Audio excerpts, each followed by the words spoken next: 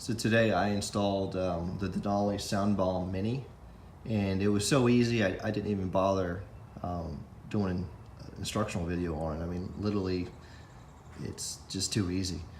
You got the OEM one, which is where now the Denali is, and literally all you're going to do is disconnect the plug. Then you're going to take your supplied plug that comes with the Denali SoundBomb, and you're going to just put it all right back together. So you remove the OEM one, and then you put your upgraded kit back in, and that's it. There's nothing else to do. I did find in a decibel testing, which you guys will see, that the sound is a little bit different, but the decibel rating is almost identical. So you're not really gaining anything, but a better sound. So stay tuned and you guys can see what that looks like.